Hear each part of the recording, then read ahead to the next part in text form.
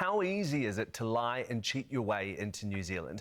Well, with Immigration New Zealand checking less than 1 in 100 visitor visa applications, it could be pretty easy. That's based off data given to Visa Matters' Ankur Sabharwal from Immigration New Zealand. Ankur joins me now for more. Morena, good morning. Morning, mate. Thank you so much for being with us. How easy is it to lie your way into this country right now?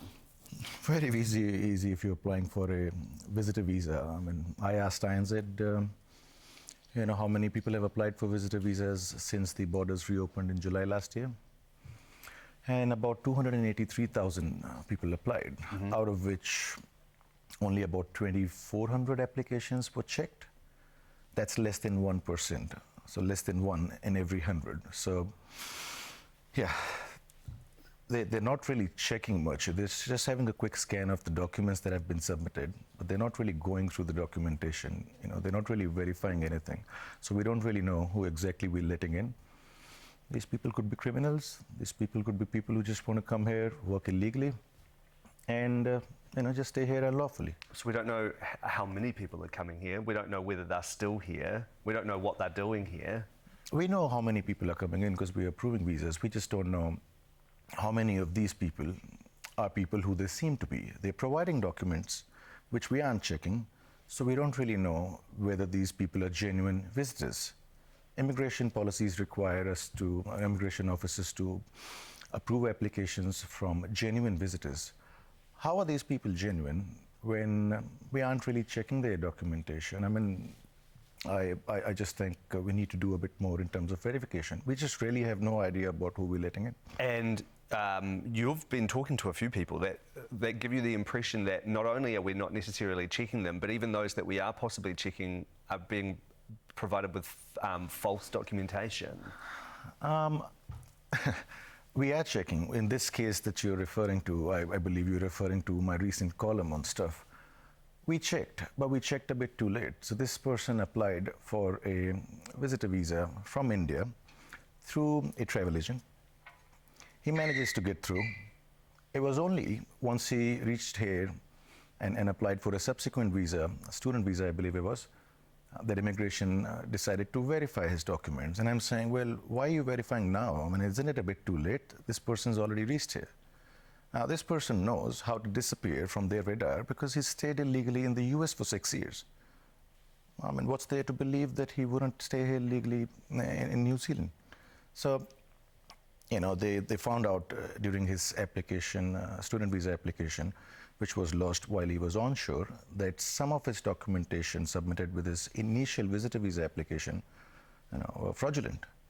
We're talking about false employment references, false employment agreement, false employment ID, false pay slips, false Indian tax records.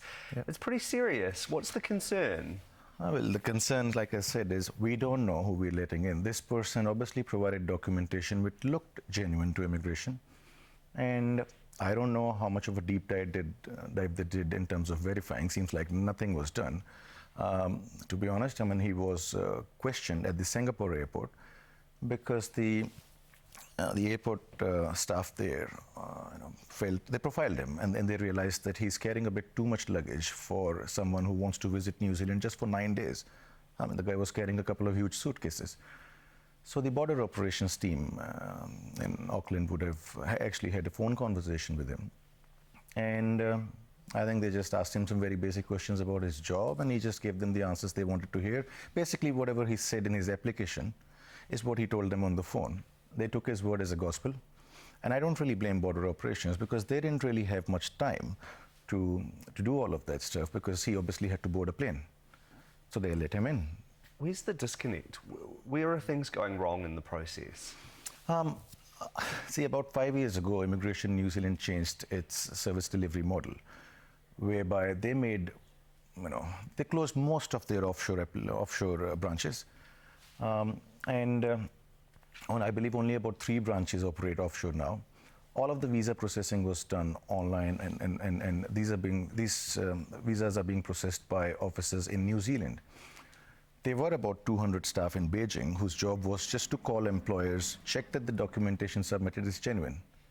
That's not happening now. TVNZ has told me that only about 20 of those 200 staff at the Beijing branch have been retained, others have been made redundant. Officers in New Zealand who have never been to countries like India and China, it's difficult for them to pick up the phone and just do verification. So they often have to now lodge a formal request to get the verification done. It's a very cumbersome process. So INZ has made the verification part more difficult for its own staff. You know what I mean?